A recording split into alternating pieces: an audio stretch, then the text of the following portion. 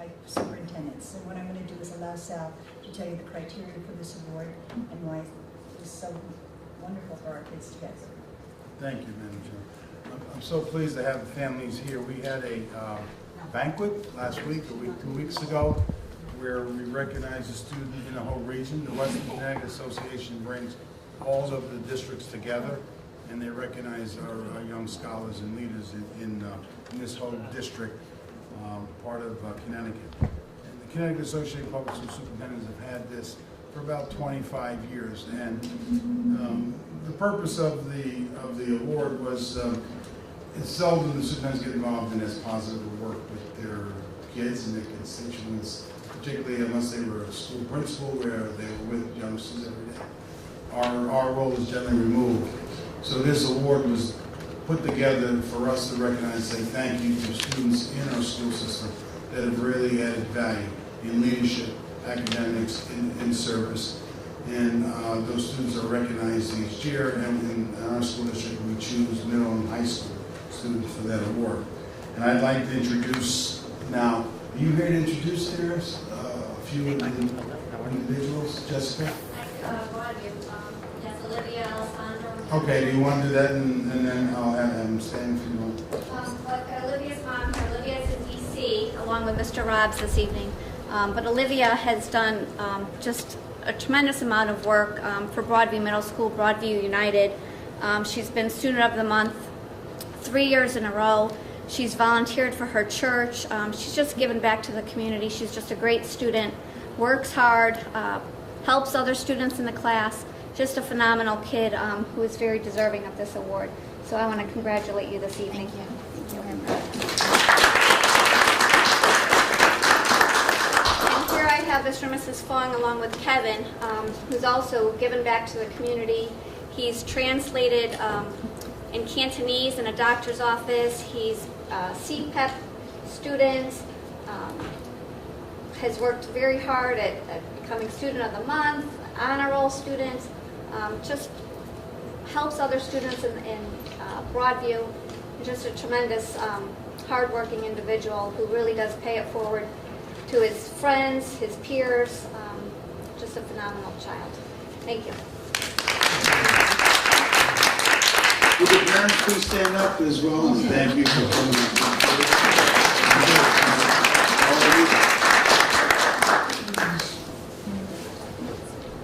You know, I have Catherine Shannon and Owen Smith. Congratulations. Thank you. You know, I read some of the things, we have a pamphlet that we put together, and I go through the activities that the young folks are involved in. It's really incredible. Maybe you can tell us just a few things that you've done in high school. I'm sure You first. ladies first, right? Oh, no, Owen, please. All right, so I'm a senior. I'm on the varsity field hockey team. I'm the BOG treasurer at Danbury High School. I'm on prom committee, National Honor Society, and I'll be graduating with high honors in a month. Hi, I've been senior class president for 2 years in a row. I'm the captain of the boys volleyball team. I am a captain of the Hatteras Hooters, and I'm a member of peer leadership. If I could ask, where are you headed next year? University of Maryland. College of Mount St. Vincent. Congratulations. Thank you. Thank you. And at Alternative Center, we have Sabrina Washburn and Halia Morris. Are they here? From ACE. And Rogers Park. I don't know if they're just Olivia Babino and David Montero. No. They're on the Washington. Well, thank you very much for coming, and congratulations on the award. Very well deserved, and thank you again for coming. It's why we're actually sitting up here. People like to make it realize that we are doing something right. Thank you very much. Thank you again. Alrighty, moving on. Public participation. I have one name on the list. Monica. That's good.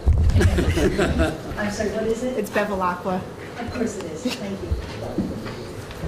Hi, everyone. Thank you. I know that this is this on? Do I even need it? I feel like I'm loud enough. It'll help because we have the blower behind us. Okay. Good evening, everyone.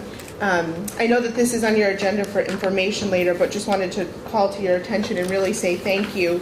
The beginning of April, we had our triennial Head Start Federal Review, and a team of government employees and contractors come in for a week and look at all of the performance standards and service areas to make sure we're compliant.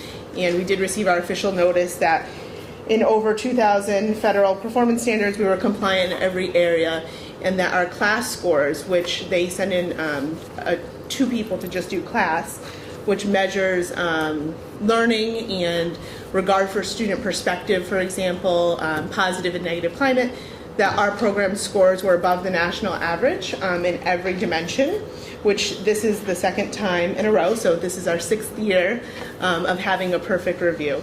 And much of that is to a credit of the Board of Ed. The relationship we've had with you guys and the support of the Board of Education makes us the strong program we have. So we just wanted to call your attention to this and also say thank you.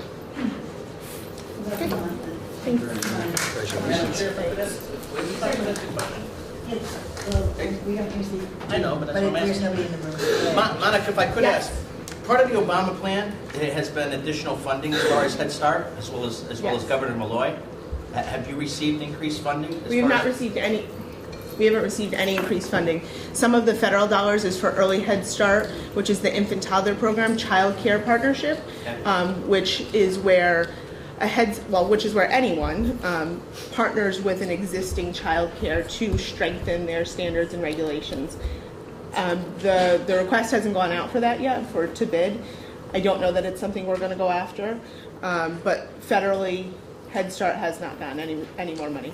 Last year, we had a 5% cut, and we cut some of our enrollment slots for both early and preschool, and that was restored. So we're going to be restoring some of those slots for children, but we cut slots for children. And the intent of the restoration of the sequestration was to restore what was cut. Thank you. You're welcome. Thanks. Thanks, again, thank you very much. Thank you, Monica. Alrighty, consent calendar. Yeah? That the Board of Education approve the items on the consent calendar as recommended 14-112 through 14-116. Is there a second? I'd like to make that too. Open for discussion, Mr. Chavez. Just on the Finance Committee, my name was left off and I was there on May 14th. Okay, did you get that, Mrs. Conchaleski? Please speak into the microphone. Mr. Taversek, you was left off of the attendance at the finance meeting, May 14th. May 14th.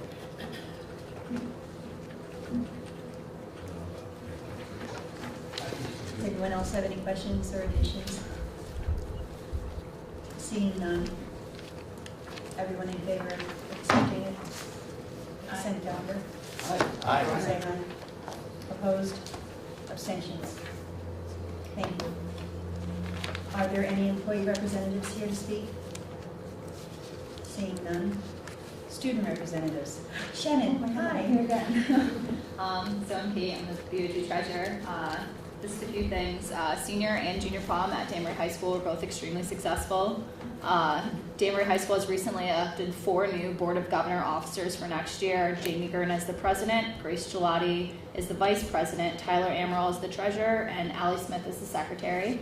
As the school year is coming to an end, there are many exciting events taking place. On Saturday, there's the CODA Festival at Danbury High School starting at 11. June 6th, 9th, and 10th are senior exams. It's not really exciting, but For you. yeah.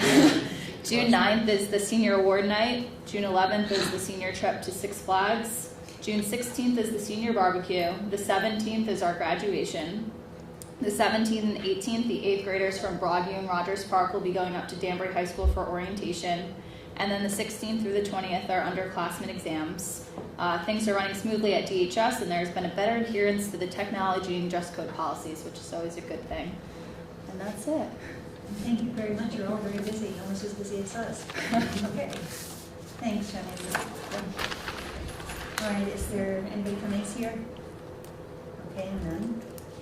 All right, we can do our presentation. Ms. Gilpin, are you ready? Is your governance council ready? You want to do that first? Yes, the 2 trips that just we have. Okay. And then just- Could you, I'm sorry. I thought I was the chair, but instead Sal was doing this. Could we have the people to speak of the trip to Italy? So that way you don't have to sit here until the end of the meeting. Okay. Go. Okay, I, Introduce yourself first, please. I'm sorry. by popular demand, I was basically asked if I could put a trip to Italy together, Yes. and which I did. And we had a meeting back in maybe March, which told me that the kids were interested. So then we had a proposal. We're going to use Ski 93, which is a local, not local, but an American company that I've used before. It's from New Hampshire. And this will be a nine-day tour. And specifically in the brochure, I mean, if you want to tell it. And so far we have 22 kids and adult interested as well. Is there anyone has any questions? I'm very sorry. Did you introduce yourself and I didn't? Rosalia Davia. Thank you. I am one of the oldest, I think, member of the Danbury High School that has taught at Danbury High School. Mr. Boccaccio and I think we are the same years, but he spent most of his, some of his years Broadview maybe, or Rochester, teaching math. But I think I'm the only one that's been there for 41 years. There you go. Good. Thank you very much for your service. Thank you very, very much. Alrighty, after I thanked her and before she retires, is there any questions? I got it. Yeah? Yeah, we want to know if we can go. Yeah, you Just hey, you go. I'll show you the bucks and we can go. Okay. Okay, That's good. okay. Thank you. Thank you. Thank you. Thank you very, very much. We'll vote on it our next meeting. Bob, you don't have any questions right now? I've seen any school, I read it. You didn't see it? No, I said I read it, didn't I see any school days? Oh, okay. No, Okay. no, that was the only question Bob ever asked, so that's why I wanted to make sure we answered. Okay, thank you. Alrighty, presentations. Thank you. We discussed last time. I'm sorry. All right, but what we're going to do now is now, Roger Park, sorry. Hi, Barbara. I can see if I take my glasses off. There you go.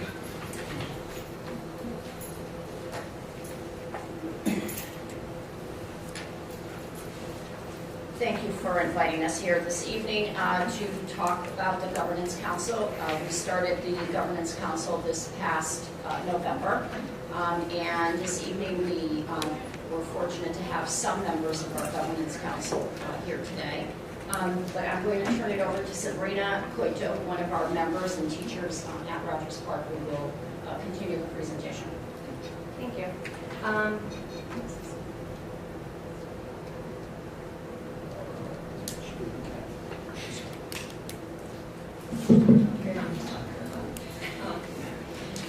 On behalf of Rogers Park Middle School, again, thank you for inviting us tonight to present.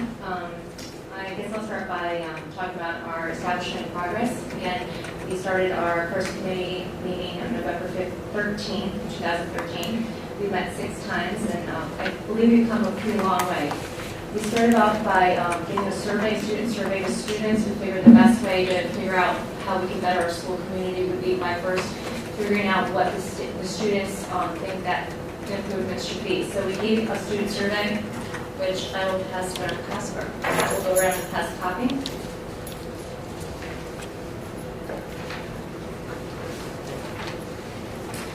As you can see, the first, I believe it's the color-coded pie chart. It shows that 27% of students want to see improvements in sports. while 24% of students wanted to see more school cleanliness. After taking a look at the 24% school cleanliness, we decided to give a second survey to students to dig a little deeper and figure out what exactly they wanted to see improved in terms of cleanliness. And it showed that it was bathroom and cafeteria. We discussed the results, and Pat has been in touch with the custodial staff, which have been monitoring the situation. And so far, so good. In terms of sports, we decided to come up, at least for this year, with a tournament between both Rogers Park and Broadview, just to get them more into the whole sports, since that was something that they wanted to see more of. And then we figured that would also be good to bring up the school spirit between both schools. Excellent. For next year, we already have some goals that we would like to focus on. And one of them is expanding our Rogers Park Middle School garden to be a school-wide initiative, while also increasing a little bit more of community involvement.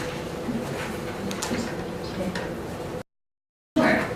If we're going to just list off if you could take a look on your flyers up top, it does say who our members are. We have Patricia Joaquin, principal. We have our teachers, Adrian Solis, who'd like to stand up. We have Barbara Duffy, Sabrina Coito, which I am Sabrina Coito, Jessica Gerace, Juan Matias, he couldn't make it, and the parents, Joseph Mooney, Melina Schneider, which is here tonight, Sharon Pereira, Marguerite Turcos, Genoa Solano, and we also have one community member this time involved. And any questions in terms of the flyer or where we're at this point? Just give a little bit about it. Yes, just kind of, could we all hear it? What was the question there, Dr. Glass? Just give you a little prompt, something that they may have left out. Well, actually, over this past weekend, we had a couple of our teachers working at expanding the garden, and we've added a pond. So in addition to the vegetable garden, we also will now have a pond. And that was actually money that was donated from the family of one of our teachers who passed away earlier this year, and he had been very involved in the garden, and they wanted to establish a memorial in his name, and the decision was that we would create this pond. So we're very excited about the direction that the garden is taking, in addition to the vegetable garden that is ever-growing, and the butterfly garden. We now will have a pond. So we're very excited about being able to use the facility to really benefit all of the students at Rogers Park. And one of the goals that the Governance Council has looked at for next year is really how to make that garden an integral part of the Rogers Park community. So we're very excited. And we are offering tours. Invitations are going out, so please join us for the tours. The students are planning it. They will provide you with a tour of the garden and the pond, and they actually cook for you. So we're very excited about the many opportunities that this garden will provide our students. And I'm sorry, Ms. Johnson, I took the liberty of taking the invitation I received today and copying it for everybody, so they already got the invitations. Yeah, and we'll make sure. Speak into the microphone. I did not hear anything you just said. Oh, I said that they already, I just handed out invitations to the event on, what was the date that? June 2nd. June 11th. June 11th. Oh, I'm sorry, respond, yeah, June 11th. So sorry.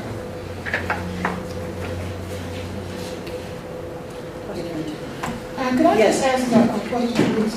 And, not great detail.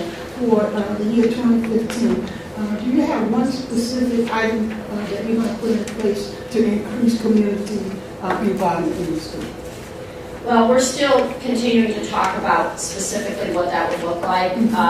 We talked about using that sport activity to bring more students together and more parents together. So that is the focus that the Governance Council really wants to continue to look at for next year, on how we involve more of the parents in the discussion.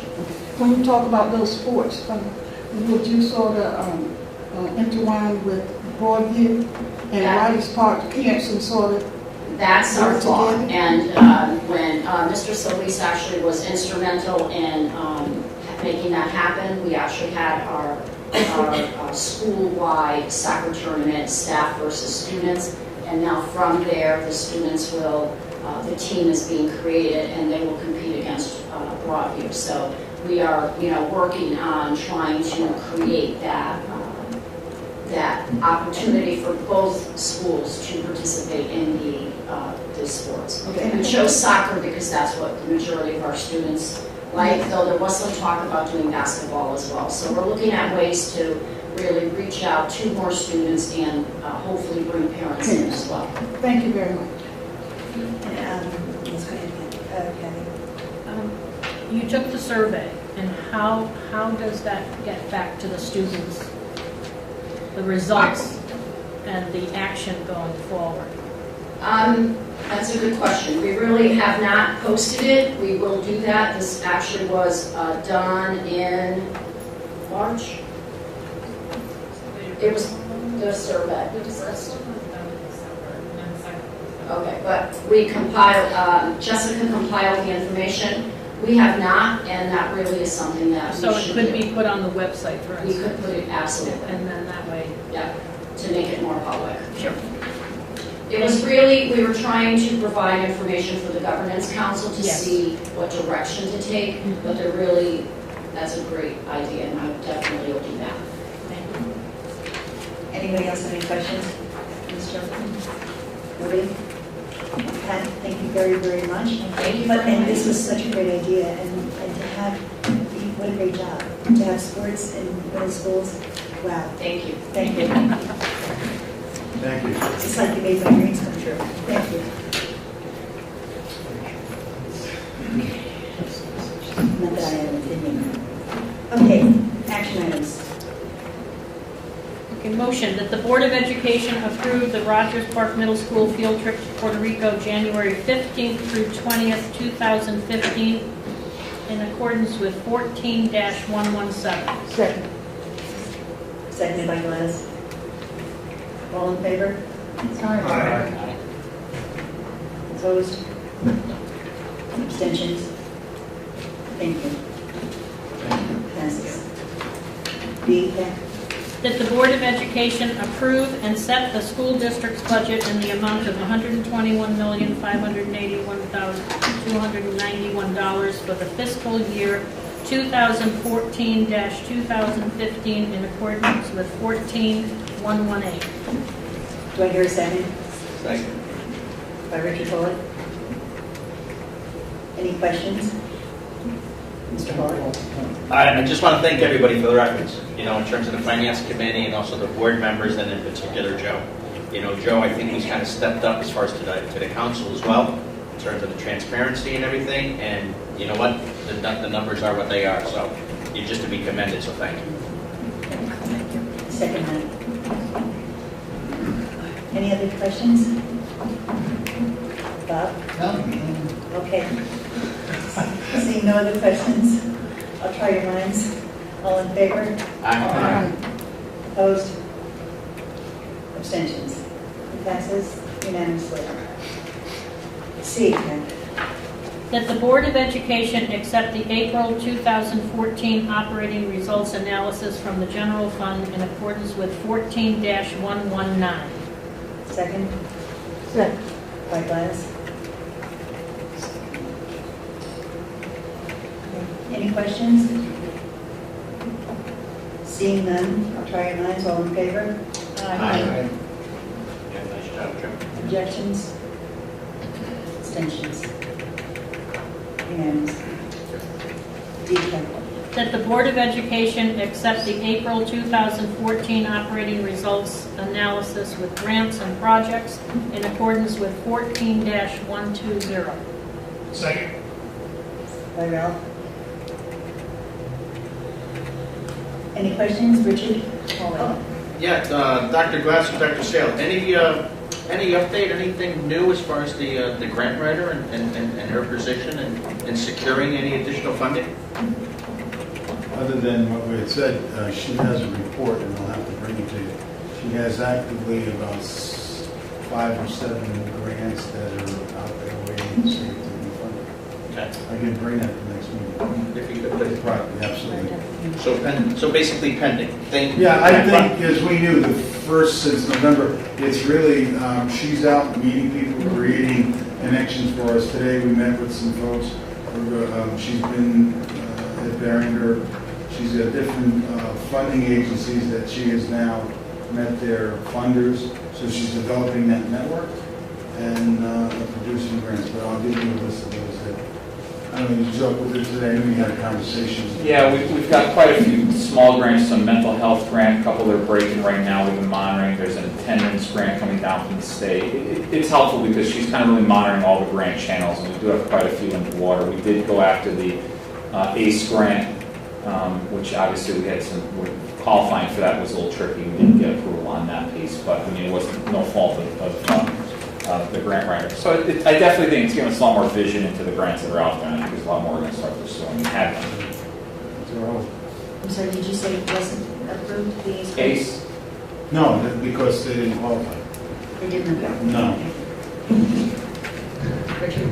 How about the health grant for Ellsworth? Has that been approved by the state? Oh, what's that called? No,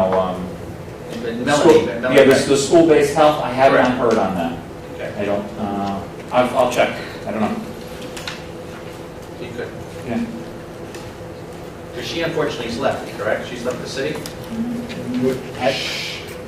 She does work. She works for the management your organization, right? Connecticut Institute for Communities with Trans Head Start runs school-based health centers. Okay. So she works there in our main office. Thank you, Ron. One of the small bright spots on our grants has been our Medicaid. We're continuing to see increases. We took all of our Medicaid processing online now, so we're starting to see that grant grow, at least in some small portion, $10,000, $20,000 increasing in that grant. So that's been a positive there. So, yeah. Okay.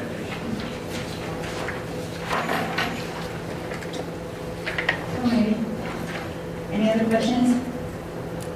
Okay, seeing none. All in favor? Aye. Objections? Abstentions? Unanimously passes. Thank you. D.E. That the Board of Education approve the 2014-2015 tuition rates in accordance with 14-121. Seconded by Second. David. Katrina.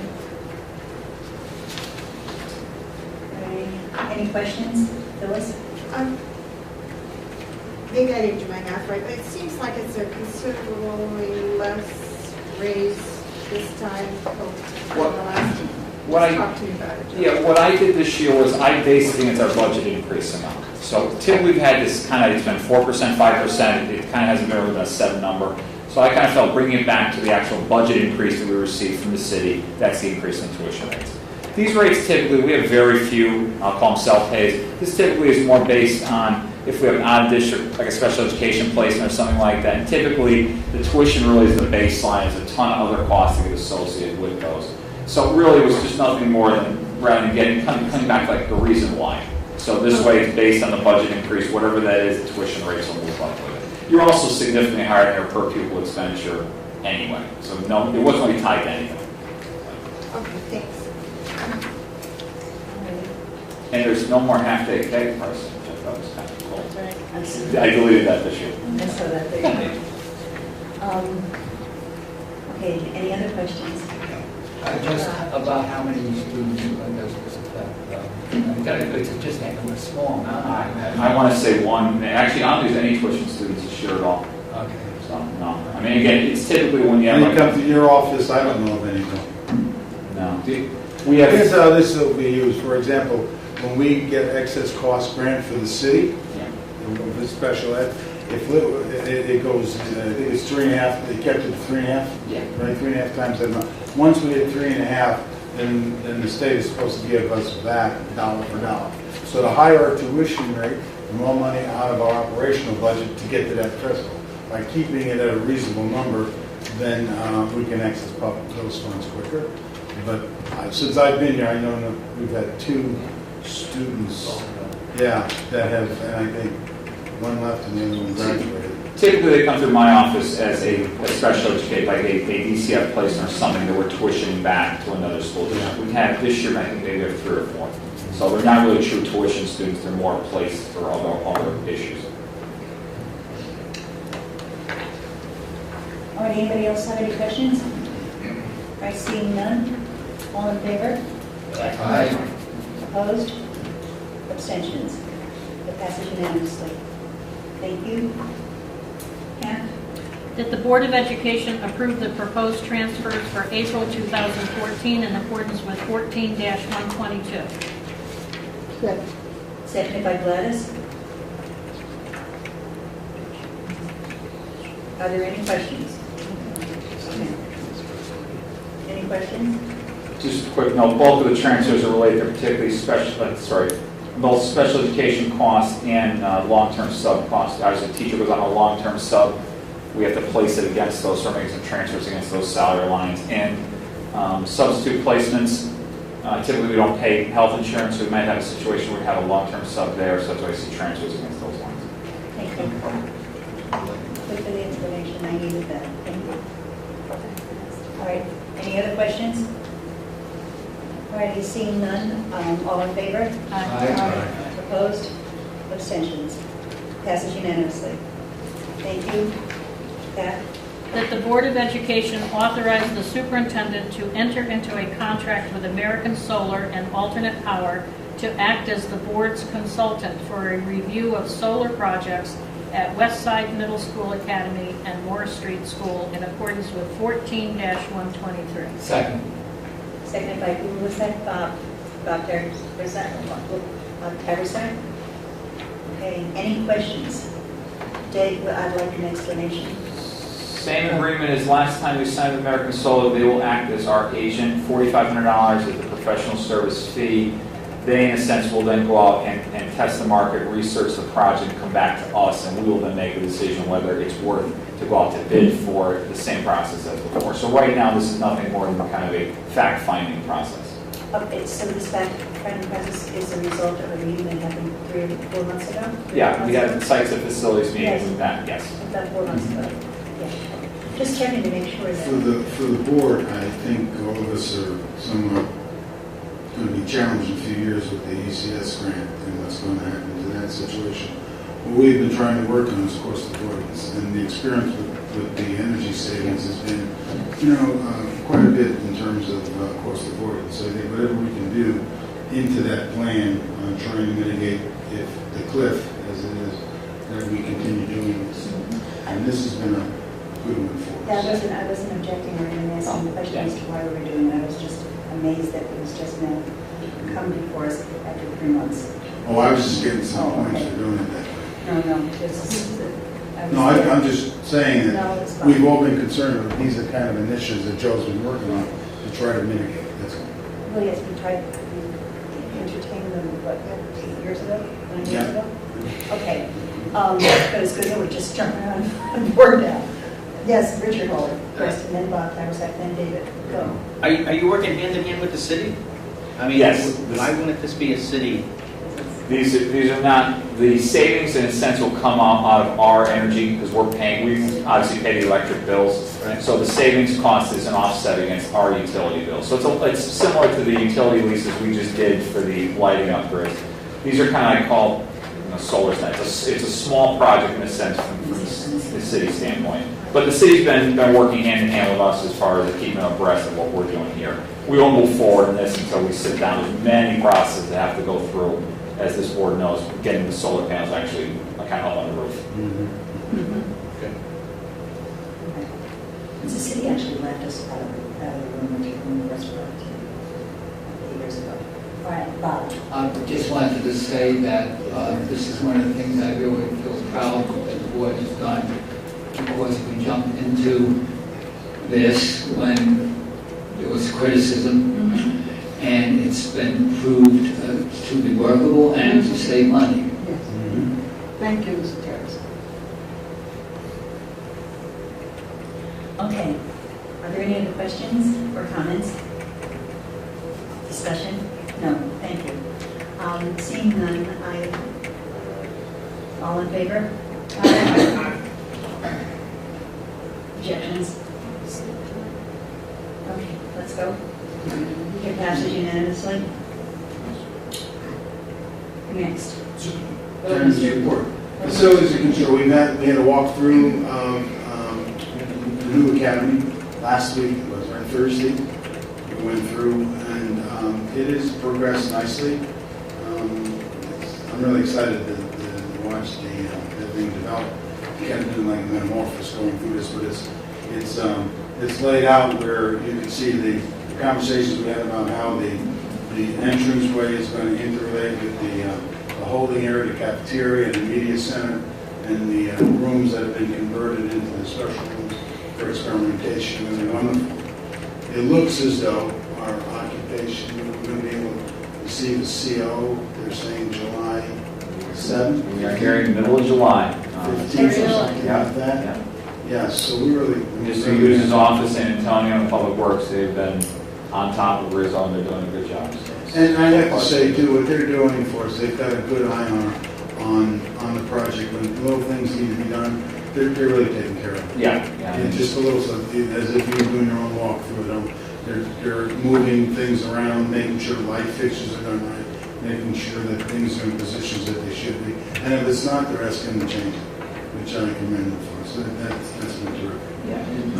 The other places we're hopeful. Park might be a little later. What was the issue with Park about August? Some time frame August. Right. I mean, they still say it's... Yeah, it's still supposed to be ready for opening. There's been conversation, but from our understanding, it's an August delivery date. So that's going to be a little later than we thought. We should be okay for August. But it looks, and then the shelter and staff are okay, so we're good with those. So we'll take another one. Anybody wants to go for a walkthrough, let us know. We'll do that. Yes. And just so you know, I too have been reassured that everything will be done on time. And also, just a quick side note too, the city's been working closely with us. We see a lot of pieces with the technology, the music. There's a lot of things that are wanted in the middle school. We were concerned about when we originally kind of broke ground. So there's the music equipment actually is being delivered the other day. So it's a lot of stuff starting to happen. So it's a lot of good news there. It's going to happen. Oh, it is. It's going to be awesome. Those guys are doing a great job there. So. Good. Redistricting. There was a question right here. It wasn't a question, it was a comment. Last week, Dr. LeBanca had a sixth grade orientation and shared with parents the construction of West Side Middle School. And so if you're interested in, and it was really exciting, as a parent sitting in the audience, seeing all the new science labs and things. And so if you're interested in actually seeing what it might look like, if you go under the Danbury Public Schools website, under middle schools, and then from middle school scroll down to West Side Middle School Academy, and that's their website, and then you will see his presentation and pictures of, at that moment, what the school is looking like. And so it was I got some good feedback on that night. It was exciting. It was a good night. Yes, it was a very good night. Yes. So that's going on. But if anybody seriously wants to do a facilities committee, anybody, just we can organize that. Okay? That'd be good. We're looking for something to do. Redistricting update. Right now, Bill has been working with the principals. Things fluctuate in terms of just the normal sequence of signups. But it's the identification of all the students that are at all the buildings that have to be redistricted. And we'll comment on the work Joe and Melanie has done, and they have mindfully gone through each one, making sure the blocks are right, the houses are there, the kids are actually there, kids move, and other kids move in. So we've been sorting that out. So that part has been going on. The part we're all in comfortably, the number.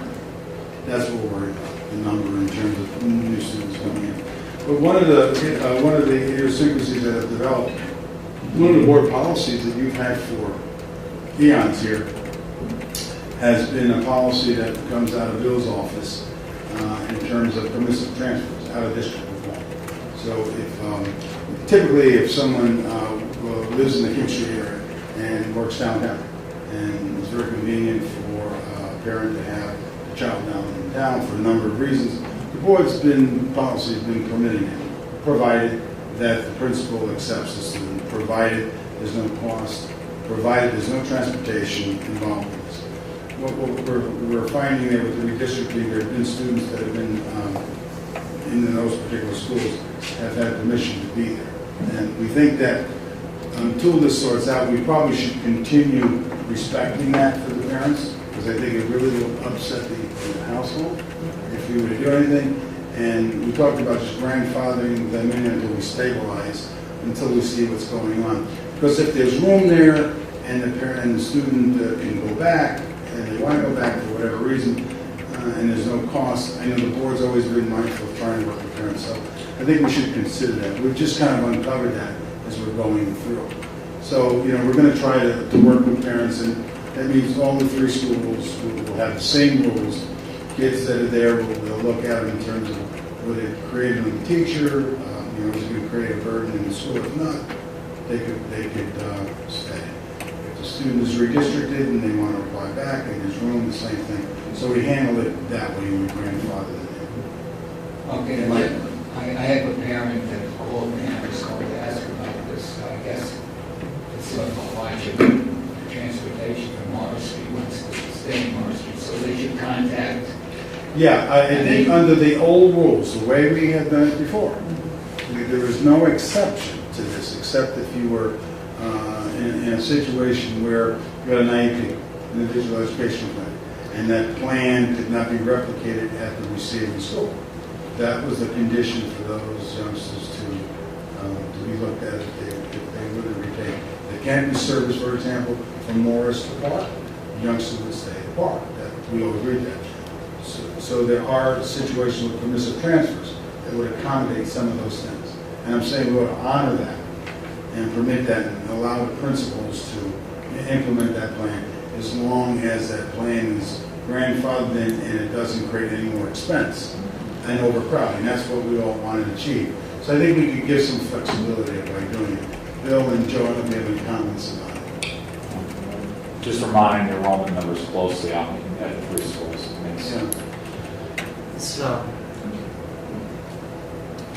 Of all the initiatives that were involved in this year, this is probably one of the trickiest. As the board may remember, we have a 39% mobility rate. So at any given time, kids are shifting different schools across the city. Parents have been very appreciative of the board's position on allowing them this permissive transfer. It's predicated on space in the building, so the principal has the final say if they have room. The only other piece that really hasn't been brought to light right now is that on paper, sometimes the math looks one way, and in reality, it really is different. So if we have 50 students moving from school A to school B, a reasonable question from a board member would be, then can we save 2 teachers? Those 50 youngsters might be 10 kids in kindergarten, 10 in grade 1, 10 in grade 2, 10 in grade 3. So your class numbers, if you have 3 or 4 sections, might go down by 3 or 4 kids. So there's no economy that's realized by that, and it might in fact cause us to hire additional teachers as those kids are moved to a different school, depending on the numbers there. But Joe said we monitor these monthly, and during the summer we monitor them weekly, and when it gets toward the end of August, we monitor them daily. They call my office every single day saying how many more kids have just come in or switched from school A to school B. Thank you. Phyllis. This is not exactly on topic, but I don't know when else to ask it. When we did the lottery for the middle school, are we, and it was to reduce the numbers at the other, are those pretty even, the numbers? Are we having the same amount of people coming out of Broadview going there as we are having coming out of Rogers Park going there? What are the, What do the numbers look like? They're not equal, but those aren't those figures. Not yet.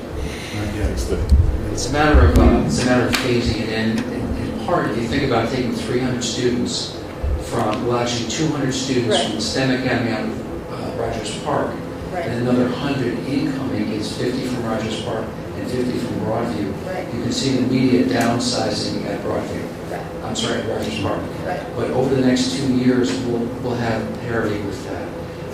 We also have tried to control a little bit, and I can get more for the next board meeting, the actual numbers, so you can see the breakout, probably a little bit better. I would like to see that, because in the past, that it hasn't worked to Broadview's benefit. Just hasn't. I mean, I know that, so I just would like to see the numbers. Broadview's going to run large for the next couple of years, at least, until we truly fill in the middle school. That's Right, definitely. and just what I mean by that is, the STEM Academy was not 50% Broadview, 50%. It was more. I mean, it was more Rogers. The selection of youngsters and families decided to go to Roger was not as great for Roger, which created the disparity. Right. And what's going to happen now, as they said, there were only 100 in the sixth grade, that I think there's going to be 70, 80 more kids at Broadview until, I think that's what you're Right, saying. until that goes through. That's Until what that I goes see. through, and then, remember, the board's original plan was 800. Remember, Right, I do. which we could have taken a lot more, but that didn't happen. What happened. So we'll get the numbers, but that's the disparity. The other piece, like Sadville said, we can control that now. If we have 100 kids coming in, we'll say 50 must come from Rogers Park, 50 must come from Broadview. So Right, that's the so now it'll be more, Yes. yeah. That's good.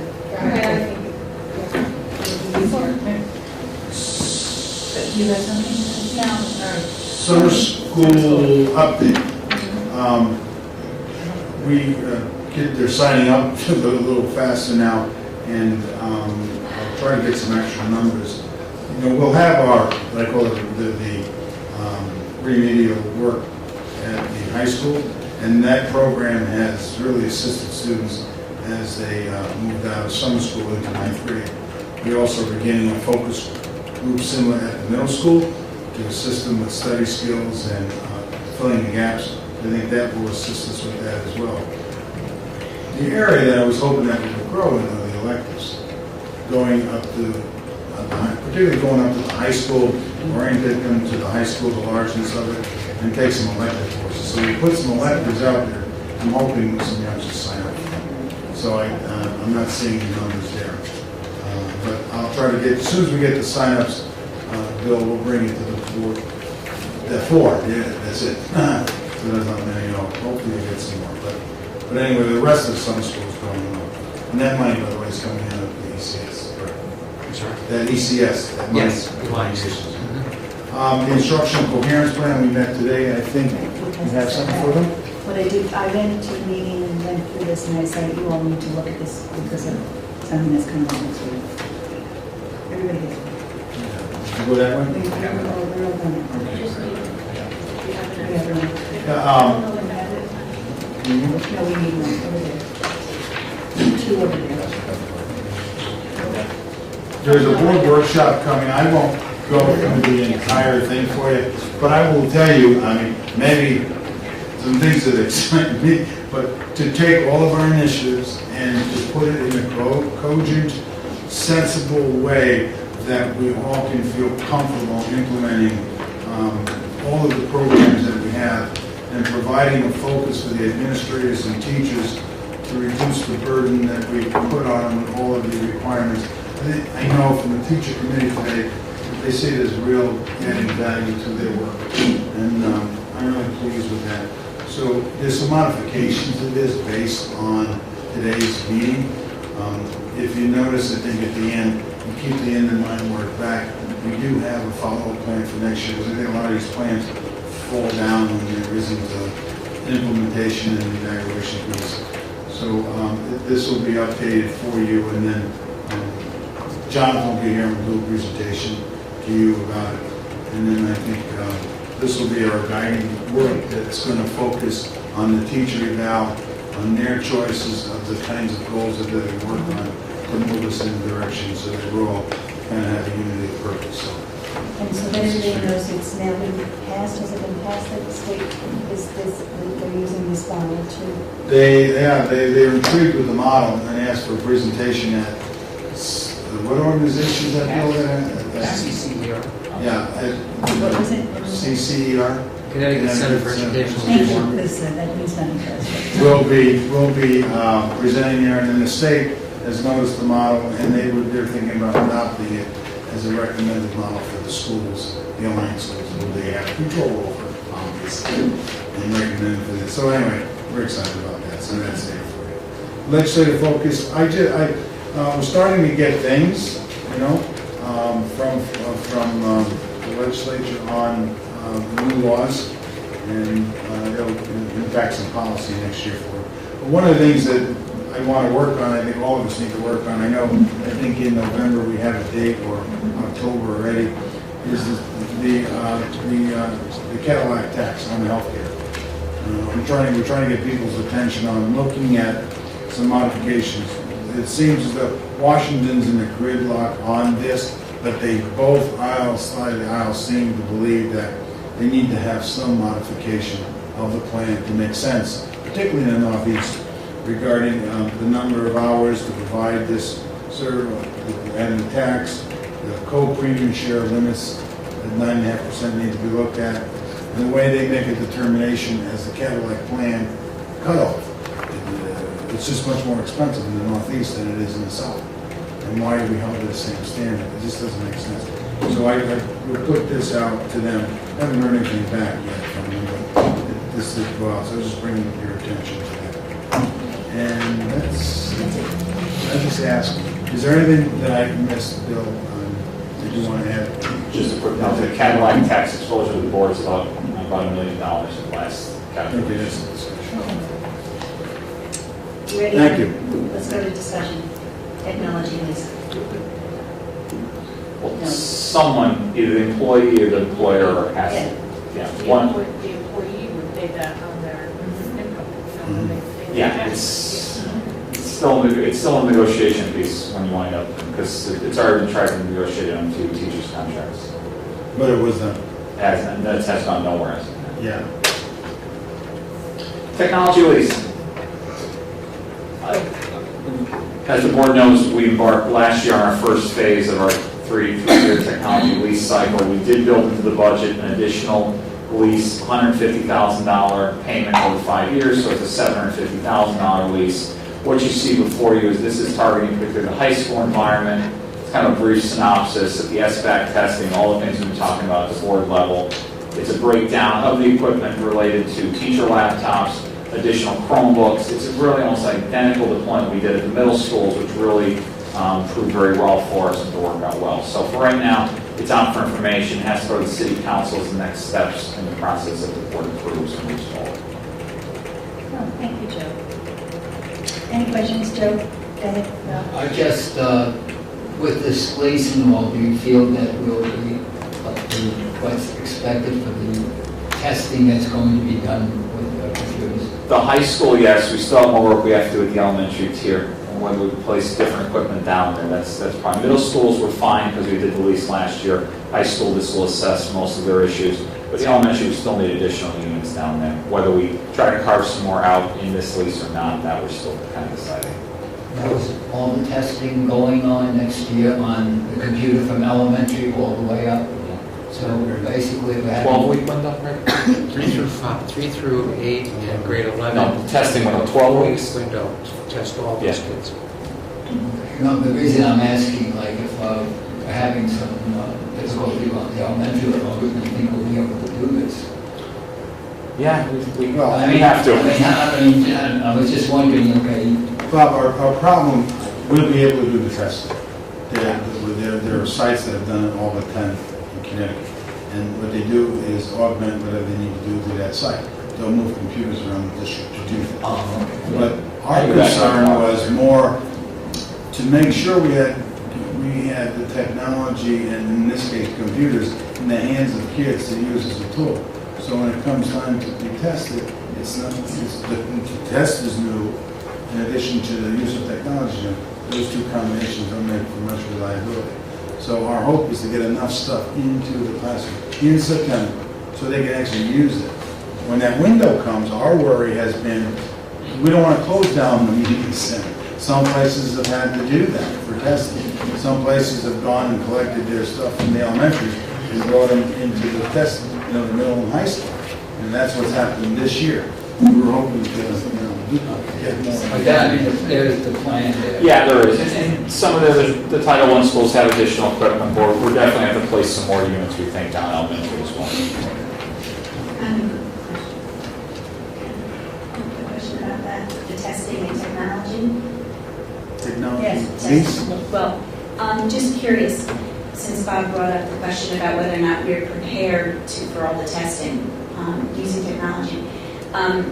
Dr. LeBlanc talked about bring your own device to school and something that he's going to launch in West Side, and talked about kids even bringing their own laptops to school. And it was it seemed based on what I saw in the audience, made sense, well supported, and that there will be for kids who can't Chromebooks. This testing, can it be done web-based so that kids who have their own devices can actually use their own device to take the test? I don't. Yes. Or is it something that has to be? There are multiple entry points into this. Frank shared his thought with me about bringing your own device. Right. And I think you mentioned, Ambrose, that we're going to have Chromebooks held in advance for those students who don't have their own devices. There's a portal that we can get through. Those kinds of issues we think are minimal. The bigger issue for us is getting enough devices in the hands of elementary kids. Sal's point is extremely well taken. The previous tests were paper and pencil. We're now talking about third graders having to have keyboarding skills. No, I know that. They have Right. texting skills. They don't have keyboarding skills. I know. So as an augment to that, we've now introduced something called Type to Learn. All media specialists in grade 2 are working with kids to get them keyboard ready. So we have the benefit of that here. I have that over in my classroom. So, Yeah. yeah, I know that.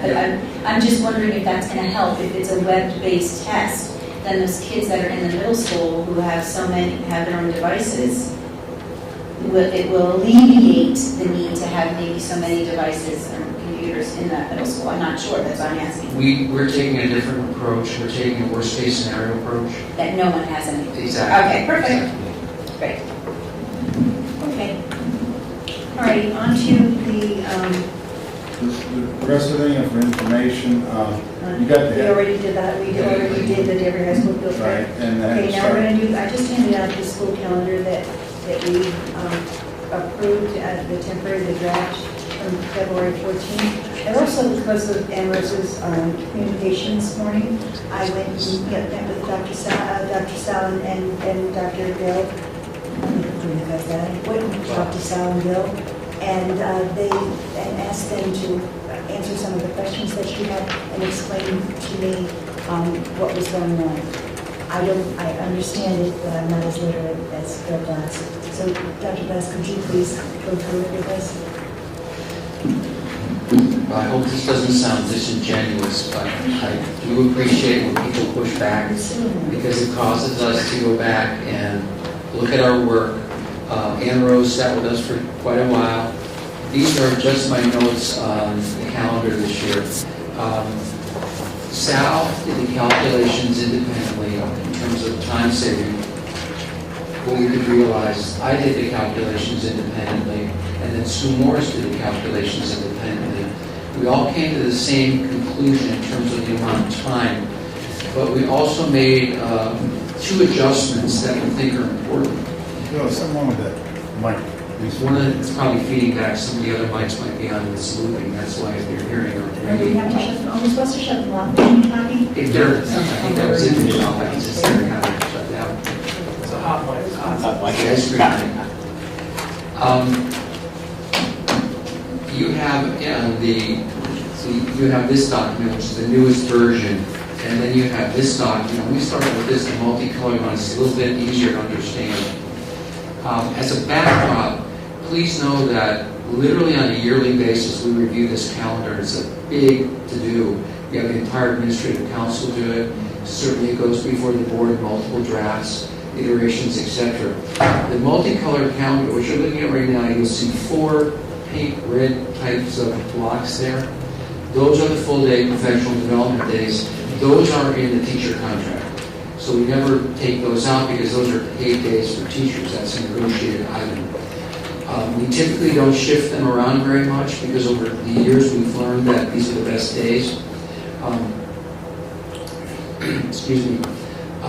The two blue boxes are teacher evaluation days that were negotiated into the calendar back in 2001. They were more at one point in time. We reduced that number, but the teachers union still feels very strong that the teachers need this particular bit of time. We are now in full agreement with that, given the new teacher evaluation system that goes full tilt to K-12 starting this July. So those two are also built into the contract. The days that are flexible are the days that are in yellow. And we heard from parents, actually the best of all worlds from a parent's perspective and from a teacher's perspective is to eliminate all professional development days. I'm talking about both sides of my mouth. Parents would love not to have these days because it's more instructional time. Teachers would love not to have these for more instructional time. At the same time, the teachers are saying we need these days, and perhaps more of them so we can keep up with the Common Core, with SBAC testing, our new coherence plan, a teacher evaluation plan, and so on and so forth. So we've been trying to find that tipping point, what works best in a very fluid environment. What we heard from parents was if you can, try to do two things. Reduce the amount of time that my child's going to be away from instruction, and see if you can stabilize a date or a day a week. So if you notice, for the vast majority of these days, all the ones in yellow, they're all on Tuesdays. We stayed away from Mondays and Fridays for obvious reasons. Wednesdays tend to be meeting days, both in the Danbury, with the principals' meetings, etc. Thursdays, there's a lot of things going on within the district as our internal meeting day. So we settled on Tuesdays to give parents one day a week that they could say, so it's not every Tuesday, but every training day that's discretionary is going to be on a Tuesday. The feedback that we got, Sal did a lot of work with the CYPTO. We've been getting many emails over time from parents as we meet with them in ad hoc focus groups, on the fly kind of thing. With the School Governance Council, we run these ideas by them. So the Tuesdays, there was a degree of comfort there. What helped it a little bit more was the fact that we shifted from a half-day release time model to 1 hour release time. Parents were saying to us, it's very inconvenient to have every other Tuesday I have to find a half-day babysitter for my child. It's easier for me to find 1 hour for my child. So it's Joe, would you mind, my child Ralph, do you think you can cover for an hour? In order for me at home, it's much easier than to say you can cover for a half day. I have to take a half day off from work, etc. The other piece, and we looked at these calculations again, I'd be more than happy to sit with anyone that wants to go through them. What we've come up with, there's one other piece on this multicolored calendar. If you look at June 2nd and just put an X through it, we eliminated that date. That was a standby backup that we felt we needed it. On your digital calendar or the new version of what you have, I think it's a little easier to read from what people have told us, you'll see that June 2nd is not a professional development day session. By doing that, it added back another 60 minutes of instructional time, another hour. So this is what we've gained back through the new approach, not counting the elimination of the midterm and final exams. It now becomes 3 hours, 40 minutes at the high school level, 1 hour, 40 minutes at the middle school level, and 40 minutes at the elementary school level. Prior to eliminating that June 2nd date, we actually lost 20 minutes at the elementary level. Now, I just want to punctuate this a little bit. The 20 minutes that we would have lost would have been over the course of one school year, or 10 minutes every semester, which comes down to just seconds over the course of the week. With the elimination of that day, we're picking up 40 minutes. Is it big to do? Not really. 40 minutes over the course of 180 days is negligible. Pretty much the same with an hour 40 minutes. Where we get the biggest bang for our buck is at the high school, which is wonderful for us because both ACE and Danbury High School are review schools. trying to get more time for them. And then when you take the midterm and final exams out, the last best estimate I got from the high school was we'll pick up about 3.5 weeks a year of additional instructional time. So we marry these things together. We're seeing the benefit of all the processing that we've done. The only other thing that was brought to our attention, we certainly understand this, some of the days are, like before the Christmas vacation, it's a half day. If we made it a full day, we pick up another half day's worth of instruction. As we've gone out and talked to folks, as we've looked at our attendance records over time, when you have a full day before a major holiday vacation like that, the absence rate tends to go up. When you have a half day, it doesn't go up as much, and sometimes there's still stability there. So we try to balance those two things out. If we go with a full day to pick up a couple more hours of instruction and we have many more people absent that day, are we really achieving our goal? Or are we actually hurting ourselves by doing that? So pretty much in a nutshell, Sal, if you have other thoughts that I missed? No, I think you've said it well, and I think the groups we went to were very explicit. I think the elementary is the one that we thought we have a little more time than we did because of dismissal. I think like anything else, you're going to have to get some feedback to see it work. Today during the coherence planning, people already planned about how this is going to work. There are people not happy about this plan because it's not enough time. They want to go back to the full half days, and I just won't do that. So this was kind of I call it the West Hartford plan. We've been doing it for years, but they do it every Wednesday. It was too much for us to do. So I think we need to give this a plan. And if it wasn't for the board negotiating with us, we couldn't even do this because the extra time you got in the contract gets tacked to those hours. So the people are going to be working with that hour plus the extra 90. So you got a nice hunk of almost 3 hours that people are going to be able to do their work. And they could do the PPTs, they could do their faculty meetings, they could do all the ALCs, all of the things, the data things that they can do, and hopefully they'll be able to work this out. That's my hope. That's the best shot I have. Okay, and thank you again, as I said, to the session last year. Thank you. That's why they explained it without me, yes. I have a question for Mr. Hawley. You want to go, if you want to go first, or do you want to show us? Mr. Hawley. Yeah, one question, Dr. Glass. The week of September 15th and then also May 19th, we're having an early dismissal for an hour, but then we have a PD day on Friday. Does it make sense to eliminate that Tuesday hour dismissal? Make it a full day? We actually looked at that. We looked at a couple of things like this. And these are the kind of conversations that we have as a design team. Arguing for that is the point that you made. So why would we disrupt the week twice? Arguing against it, parents said, I want to have some kind of routinized pattern that I can follow.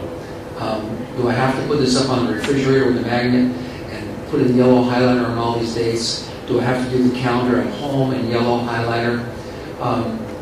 So it's a toss-up, I think. I think your point is extremely well taken as we listen to parents, as we listen to administrators and teachers. If you look at this new version of the calendar, or even the old version with the yellow highlighter, you just run your finger down Tuesdays. We tried to create a pattern that would be relatively easy for folks to understand. Each time we modify it, it throws the cycle off. And so is it the first and third Tuesdays of the month? Is it the second and fourth Tuesdays of the month? We've really tried to keep as much commonality, as a common approach as possible. The other thing I can share with you, I guarantee that we will be back here again next year. Because we're going to try this out. If it doesn't work, we do it again. And the state is moving to the universal calendar. That's going to be back in 2015. So it's one of those things that's always a work in progress. And we get feedback from folks and they say, this works, this doesn't. The most current level of feedback that we've got from many people is that at least you're not giving us as much professional development time, curriculum development time, benchmark assessment development time as we like. But you've guaranteed that we do have time. And we can count on every other week. We'll have a small block of time that we can sit down as a design team, take 1 hour of instruction, an hour and a half after school, and really work this thing so we have a routinized process that we can in a year or two. I think the following week, that is Rosh Hashanah anyway. Wasn't part of the 25th. If we, every time we played with this thing, that kind of stuff happened. It's preferably not to have a full day and a dismissal. I mean, there's no question when you can do it. But Bill's right. We've been working this by the teachers and the groups. The one constant is, can you leave it on the same days and not switch them around? So. Okay, Ann Rose. Well, because I live this as a parent, I see this very different, and I'm really not sure the parent circles that are providing that information for me, because that's not what I'm receiving as a parent. But because there's I think, a major discrepancy in time right now, I would like to share with you what I came up with. And I'm just showing you visually what this year's calendar looked like. You'll notice all the pinks. Those are called professional development days. There are 2 pinks that are actually darkened, and those are your teacher evaluation days that have to be part of the schedule. That has to happen. So when you look at all the pinks on this year's calendar, you're going to notice 10 pinks. 2 of them have to be there. And that's an early dismissal of what we're typically used to right now, which, depending on what school you're in, it could be anywhere from 150 minutes to 115 minutes, depending on the school, what that looks like of instruction lost. The other pinks are the professional development for what Dr. Glass was talking about, data collection and all of those things. Also, the same dismissal time. So I have 2 major issues with this new calendar. Anyway, if you were to take this, there are 8 on this year's calendar that I'm living this year as a parent. There are 8 professional development days that are not teacher evaluation days. If you multiply that times 150 for the high school, that's a loss of 1,200 minutes of instruction. 135 minutes for the middle schools, that's 1,080 minutes of instruction.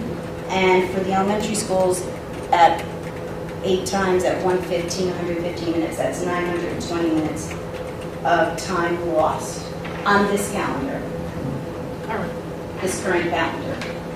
When I look at the new calendar, we have 16 taking away June 2nd, because that was the latest modification. We took away June 2nd. Now, I know high school has just added a whole slew of time because you just took away midterms and finals. So that happened. But if you take a look at this year's calendar, which is this one, there are 16 early dismissal days, both for the high school, middle school, and elementary school at 60 minutes, assuming it's 60 minutes and truly 1 hour.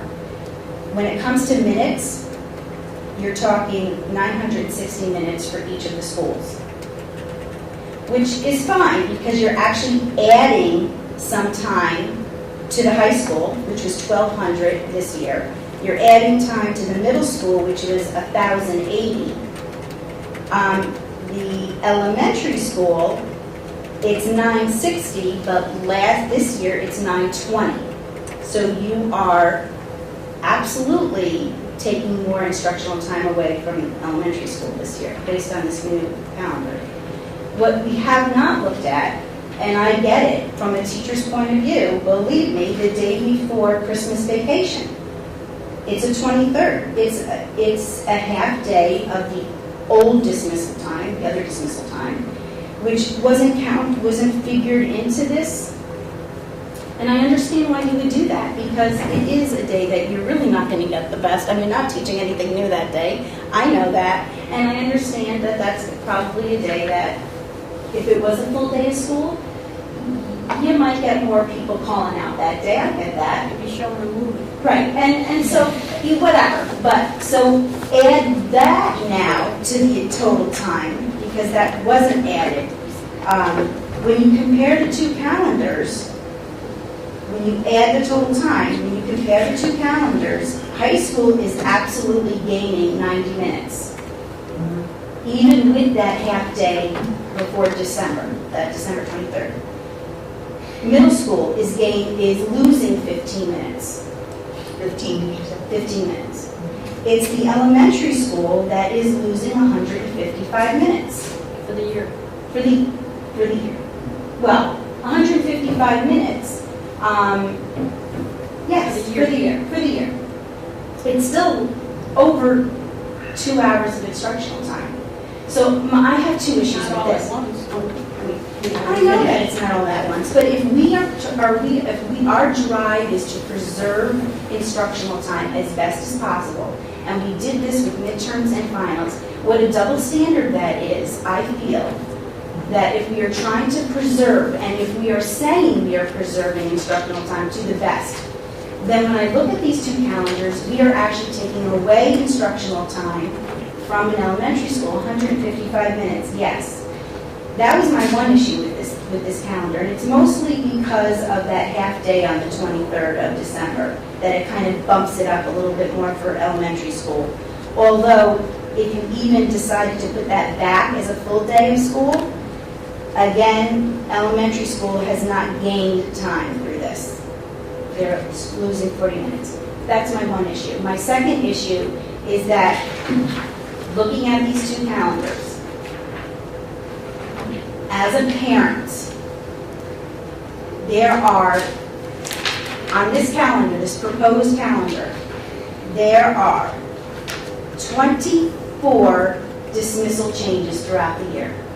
19 of them are because 16 are the 1 hour dismissals. Another 4 or so are because of parent-teacher conferences, which you have to have anyway, so I almost don't want to talk about that because I don't want to confuse it. And then,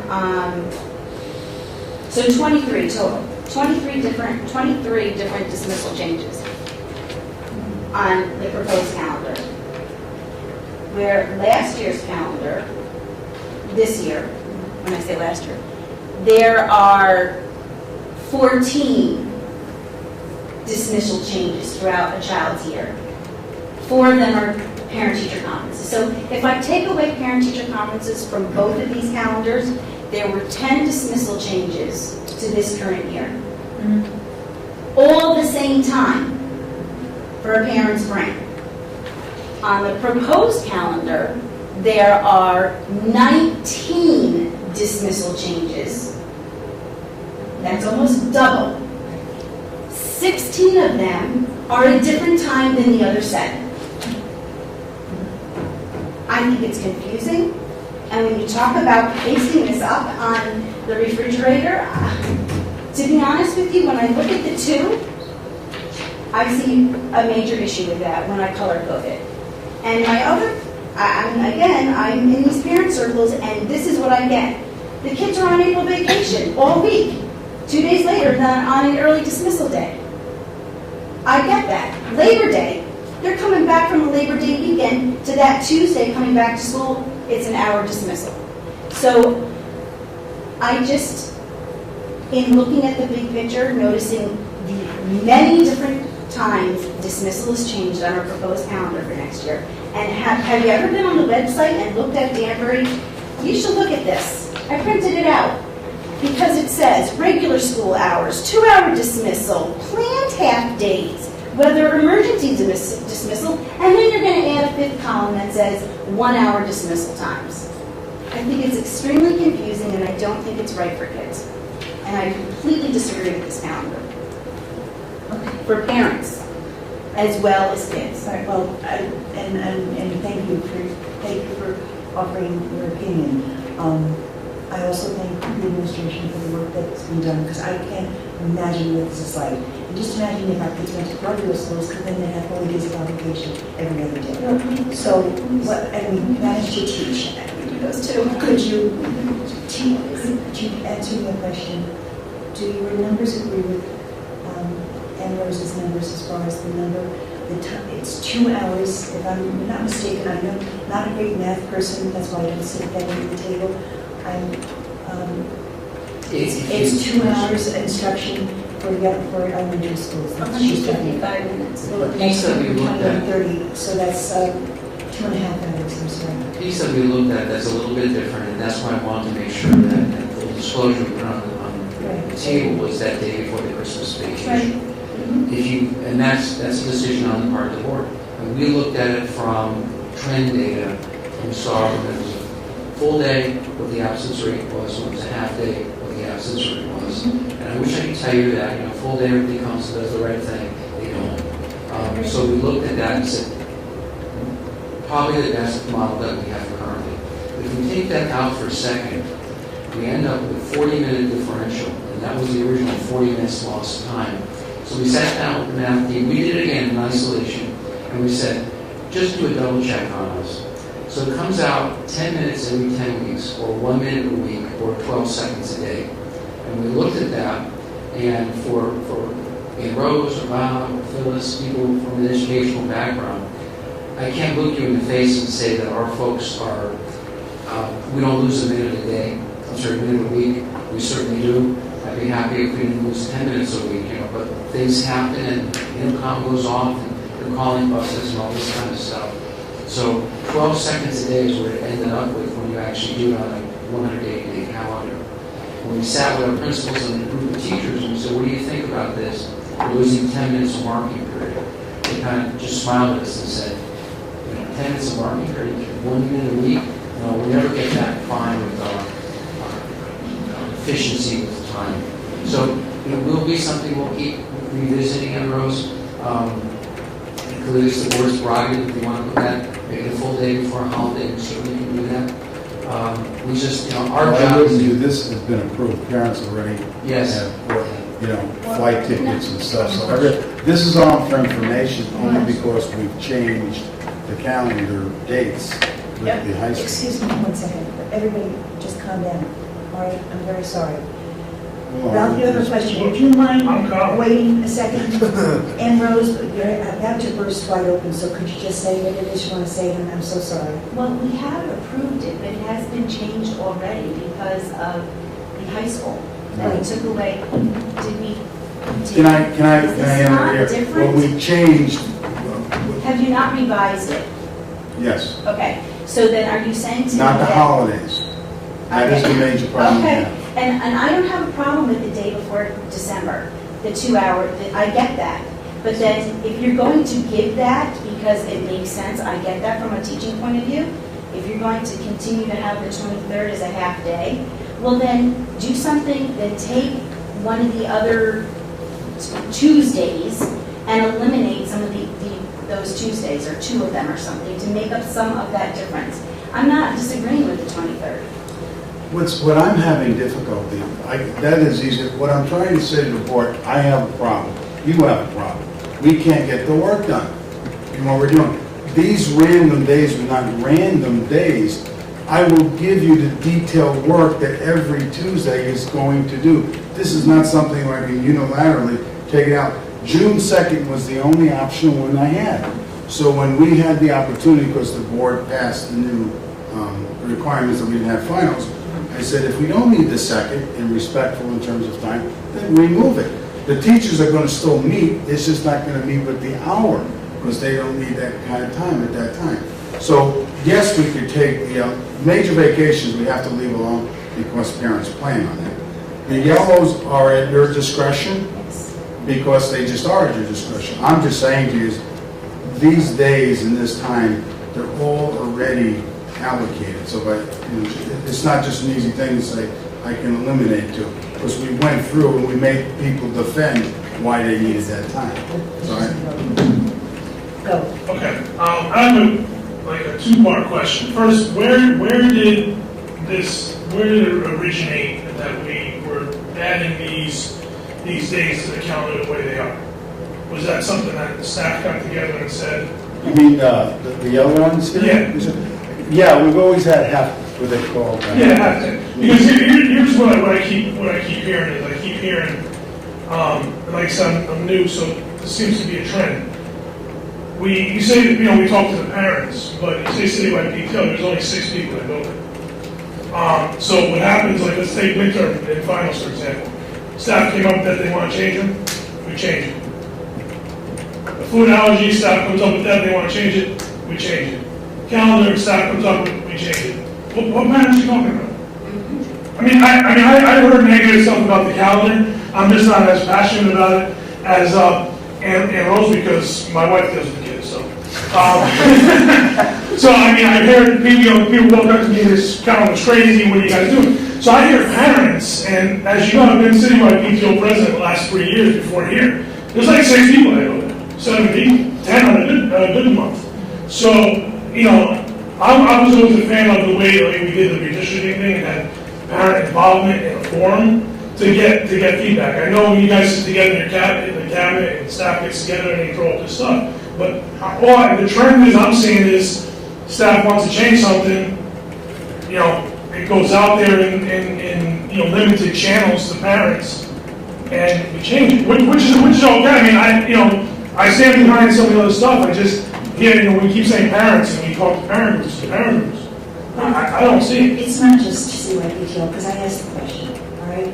I asked the question, where are these parents, these miserable parents that you say, they have, I can't believe the number of emails and requests and phone calls that come in here on a regular daily basis. I didn't know how many actually did either until this year. It's ridiculous that they should have just a full-time person who just does information, just taking the complaints and the questions from the parents. And none of us can guess how many people are out there that just feel free to call here and ask the most ridiculous question why they told you.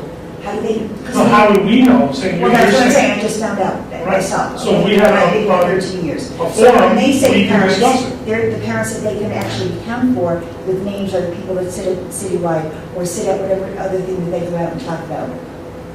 And then, so it's not, don't dismiss the parents as just the 6 people at citywide PTO.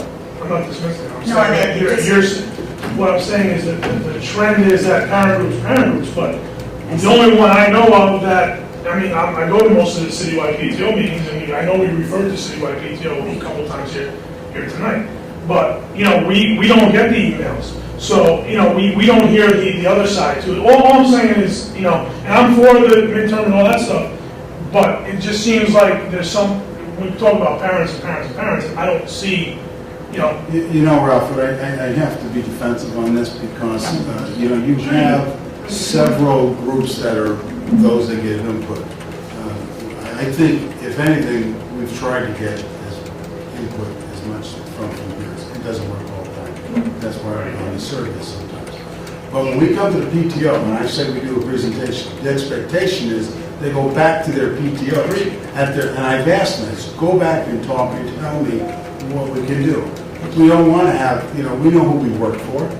We work for our kids and their parents. We get that piece. You know, and I think we rely on that. This whole thing we would not do. They said that to us. And I said, weigh the half day and weigh the hour dismissal. Go get input for it. And I'm just relying on folks going out. Now I know, I've been a principal, how many people do I get at my PTO meetings sometimes? If I don't have a function for parents and kids, I don't get that many out. But I rely on them. I mean, if you're saying get more input, you know, we can try to do that. We can send out something next year and say, and I think we should, we have this calendar, how to go, you know, if they're informed enough, and then it goes to the decision. Ultimately, we have to make that decision, as you had to do in some areas as policymakers that you may not, your constituents may not agree with, but it's in the best interest of kids. And I know everybody's interest is the best interest, so don't misunderstand. All I'm representing to you is that we don't have time to do the work. This is a possibility of doing the work. And if I take off some of this Tuesdays, it will create a problem with the work. That's all. All right, and I'm going to do it in order. I have Gladys, and then I have Kathy, and then I have Bob, and then I have David, and then I have Phyllis, okay? And Michael. Okay, so Gladys, you go first. Well, real quick, and I hear Ann Rose passionate. I truly feel that there was a job that needed to be done with the cabinet. The people that we put in charge and we pay salary to went out and brought information back to us. Now, I'm going to change the tune just a little bit because the parents that I have worked and had experience with the last 3 to 4 years at an agency that I worked for, and I was doing intake for these parents. They would all come into the agency and say to me, I am happy that I have a calendar that I can put up on my wall so I can know when there's a half a day. There was never no question about the time or whatever, long as I had someone to watch my kids while I, and he had to take off from work. So, again, we have different people saying different things. I worked at an agency over 6 years. I never heard a parent that came into the agency and spoke to me and complained about the calendar. So I'm going to say this. I am going to leave it to the people that we have done this, and then come back. If there's something that we can change in another year or two, so be it. But I think the whole understanding was that we were supposed to give the children more instructional time. Okay? And that's what, 5, 10, 15 minutes. 5, 10 minutes, I could be jumping around trying to find my coat. So I'm not that, I'm not no educator, but I'm going to put it in our educational people's hands to bring back information, feed it out to us as board members like we've done tonight, and try to get some sense of this. I don't want to do anything that's going to hurt the students, and I also want us to be able to assist the parents in any type of way, no matter what we do, as putting a calendar together, no matter what we do here. So, thank you. Thank you, guys. Kathy? I just wanted to say that I appreciate the ideas that come from everyone. It's always good to have pushback on anything so that you can talk about it. However, I think we've lost our focus here. These yellow marks on this calendar was for instructional time for our teachers. It was not for, we knew that we were going to lose time for our kids, but we had to give time to the teachers to be better in their classroom so that even with less time, be it a minute or 2 minutes or whatever it is for the whole year, that they would become better teachers, better understanding of what is expected from them. So I just don't want to lose focus of that. We also know that we're trying this as an experiment. If it doesn't work, it doesn't mean that this is written in stone. We can change it as we need to. So to me, this is silly to talk about this now. I think it's I think it's good. I think we should try it, and I hope that our teachers get good feedback. We've also already approved. Yeah, that too. David, I'm sorry. Kathy pretty much covered what I was thinking about. Being on TDEC and all these, we know the professional development days are needed. Probably more than even what we have figured in. If you think about what's required. So my feeling is that this was put up as an experiment. We thought maybe we could do things because of the fact of the half days, but Gladys seemed to feel that she talked to people and that wasn't the real problem.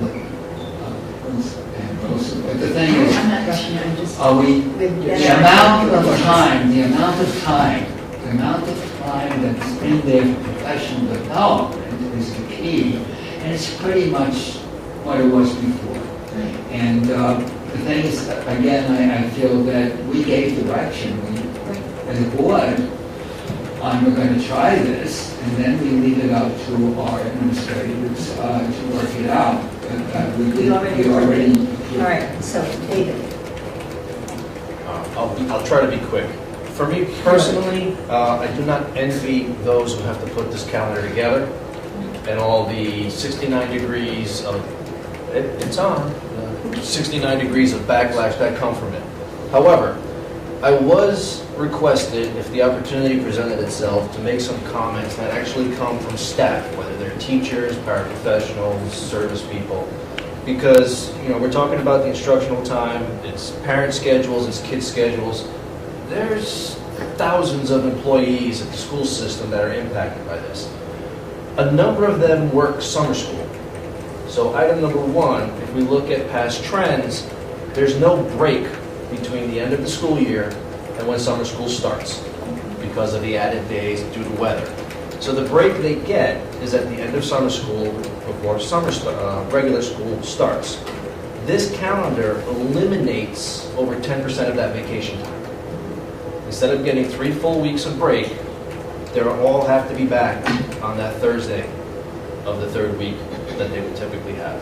So people requested that if something came, the opportunity came up, and I said something. So, the second issue, or the second item that I want to discuss is, we talk about 6 parents come to PTO, and I know when we approved this calendar back in February when we presented it, Dr. Sal, you indicated that there's a group of representatives from each of the schools who... I get an advisory group, a union group, of the schools meeting and so on. And they're supposed to meet and speak with the people at those schools to get some information and bring it back to you and help make decisions.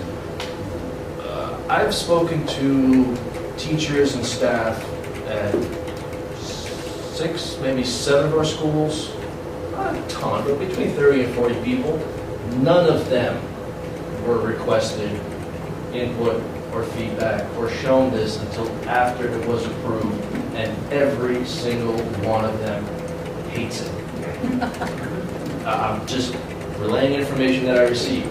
So much like the parent thing, where you go out for information and you get 12 people who provide feedback out of 10,000 kids in the school system.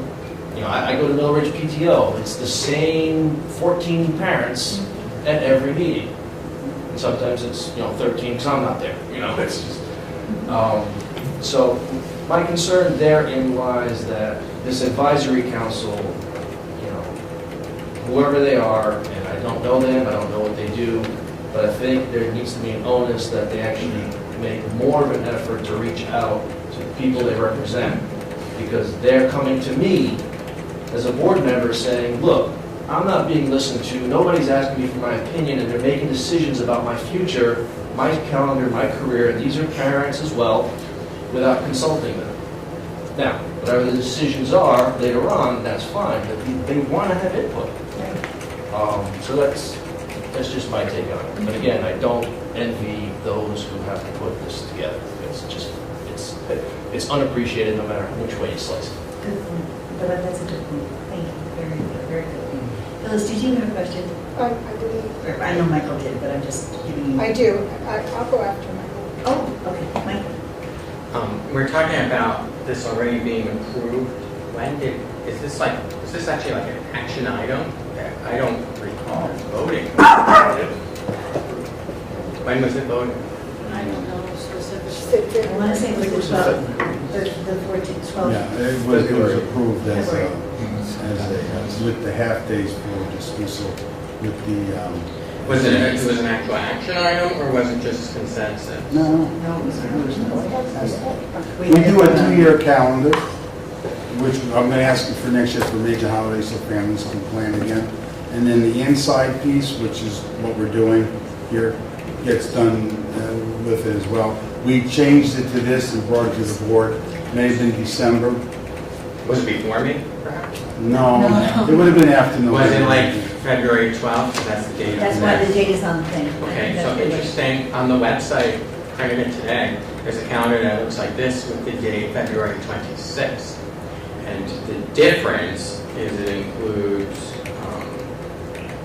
teacher conferences at Danbury High School. But can the calendar just be revised like that before coming? 2 things.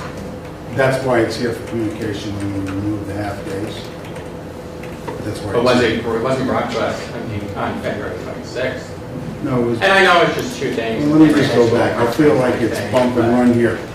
This came to the board with everything and it was approved. Then when adjustments are made, we'll come in with information. The only adjustment on this, Michael, has been the half days for exams and the last day in June. But that's it. The major holidays were done last year. So just to clarify, because I'm kind of new at this.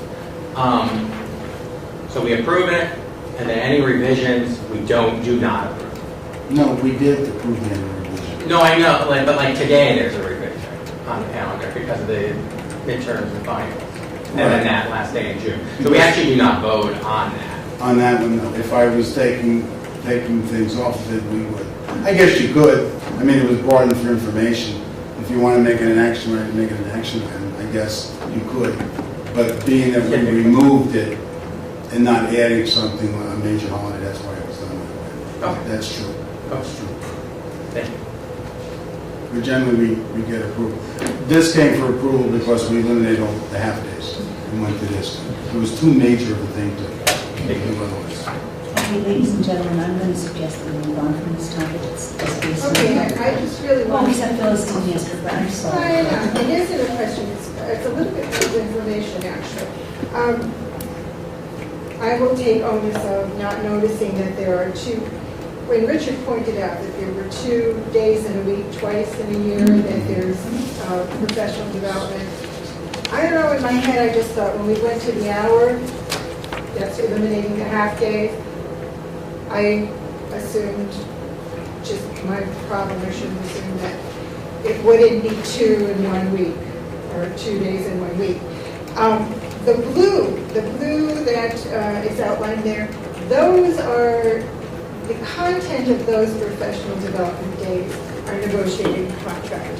So that can't be changed. But the pink, the content of those days are not negotiated, it's just the placement of those days, I believe. Except the November because of voting. Right. But the other ones, that's great. Right. So, if we go forward next year, I would strongly advise that we don't have 2 professional development days in the same week, because that's, or even a reduced time. Just like in the September and the May. Because that's like, wait a minute, they just went off early. Do you know what I mean? It's just like a psychological thing. And I wish we could have pulled those out. Not the full days, the hours. No, and because you see, if you say we don't have time to do the work, then maybe you could just take that hour and push it over into the other professional development day that's happening that same week, because you have control of what goes on in that day. Okay. Anyway, that's it. I'm going to, I just want to make sure I understand this clearly. I thought the days in the yellow were the things that we can control. We cannot control teacher eval days because that's contractual. Your professional development days that are like November 4th because it's there's no school because of election. You really can't control those days. However, the yellows, I thought those were controllable. And could possibly be changed or revised if see fit. Is that correct? Yes. Yes, I believe it was. So if we're coming to you with these concerns about the yellow days, what I'm taking from this now is that regardless of what these concerns are, these days are staying. I missed the last part, I'm sorry. I'm The just question, being... if what you're asking, if you're asking that we should move or remove the yellow dates, can we do that? The answer is yes. Do you ask me if I would recommend it? I would say no. Do you ask, if you say to me that there should be 2 on a week, we would work on that. There's a rationale for that. I'd have to get it. I don't know what it is. Just very briefly,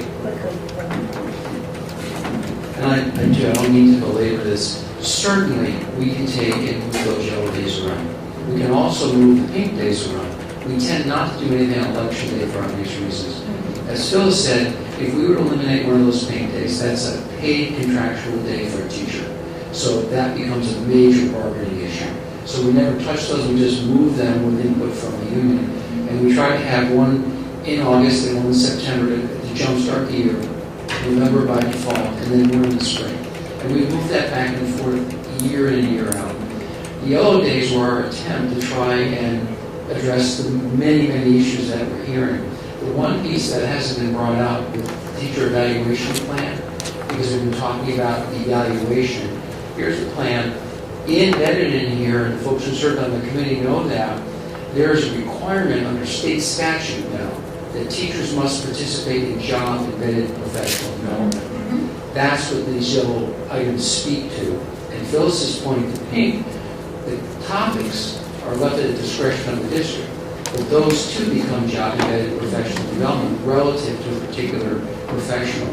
We can certainly take the May date, we can certainly take the September date, and this week of September 18th and the week of May 19th, and say, we had a robust conversation at the board level, it doesn't make sense to have 2 in 1 week, so we're going to eliminate the 2 1-hour early dismissal days. And then we would talk to our administrators and say how best to deal with the state law, to cover the Common Core curriculum, et cetera, et cetera. The only thing I do want to speak to briefly is David's point, because it's a frustration point for us, David. We have admin council, administrative council, every administrator in the district comes here once a month for about a 3-hour meeting. And we have gone over this with them over and over and over again, and our marching orders to them, bring these back to your faculty members, share it at a faculty meeting, put it in front of them, get input, and then get back to us the following month. So the part of me that with the buttons pushed, I want to say shame on people for saying we don't have a chance for input, because they certainly do. We force the input, actually. The other part is that we're being televised, thanks to Sterling. And we use this as another communication vehicle with parents. All you have to do is watch. And the last thing is that every single elementary school in particular, all schools actually, the elementary schools do 2 things. So they put the month calendar stuff on their website, and then they give it to kids and they backpack it home to make sure that it's not as confusing as it might be, because we have early schools and we have late schools, and we certainly get that. That's the bus carrying that we have, because we have to spend a fortune in busing if we had everybody on the same schedule. We'd double the fleet probably, Joe, right? So this is always a work in progress. I swear to you that we will be back here next year with the same conversation after we give it a shot. And we'll find other things that worked well and things that didn't work, and we'll just kind of keep working on it. Bill, from this, it's this, I think what I'm taking away from here is that I'm sad that we can get the input we expected from people because of what you said. And I would say to the board, then we try our surveys next year. We'll take this thing midway when we move through it, and we'll find out. I hope that it does work. If not, then we'll have to look at another pattern. And the only other pattern is that you have takeout. But we're not having that. I promise you we will do. But I think if we were to switch it now, it would create more angst and problems with the people that are planning those activities. That's all. That's all. And that PD Day, 19th, by the way, that was always at the beginning of the year. And the reason why it moved in the year was that, remember, they recommended to go to a regional calendar, everybody starting on that Monday. So that's why it got shifted in during the school year, the extra day. Madam Chair, if I could. I'm sorry, Richard, I wasn't hearing you. I mean, in support of Ann Rose, I mean, it's all about instructional time in front of the kids. Seeing that we have revised this a second, if not a third time already, can we place it on an action item to at least remove those, that second PD day of those 2 weeks, September and May. And then another day that I kind of have a problem with is November 10th. Is there any way parent-teacher conferences can run 3 days within the elementary and middle school rather than a 4th? Because they're coming back for a half day on Monday the 10th and then they're off the 11th for Veterans Day. I mean, attendance for that day can't be that great. So just a thought. They'll take that into consideration. I'm going to ask that the administration put this back on next month for a speedier thing to get this done and over with. I want everybody to hold on though before you decide how many instructional days we'll have until we have this workshop that we're going to have in a couple of weeks on the strategic plan. Yeah, I'm going to go for a minute on the dates. I handed out a copy of what I'm sorry, Madam Chair, but if I could ask it, I just have to ask just for my own clarification. Why are 19 PD days needed? You'll see. I'm sorry, I mean 2 for teacher evaluation, I understand. But there's 17 other PD days in the calendar. They're only an hour. I understand that, but there's still a day. There's still 17 days, 17 hours taken away from instruction. I think that's a legitimate question. Good question. We needed to do all of the work that we were asked to do with the teachers in developing assessments, in doing a data team stuff that all goes to making more effective instruction in the classroom. If you don't do that, we're not going to get that work done. But didn't we That's as all. part of teacher negotiation pick up an extra hour and a half? And we added, there's 90 minutes, that time is added to the dismissal time. So you get the hour, and then we added 90 minutes to it. So the teachers are there for the, what's it, 2.5? 2.5 hours. 2.5 hours. Okay. So it's like a day's work, basically. So that's why it works. The only other way to do it is, what I hear you saying, the 2 days within the week is problematic.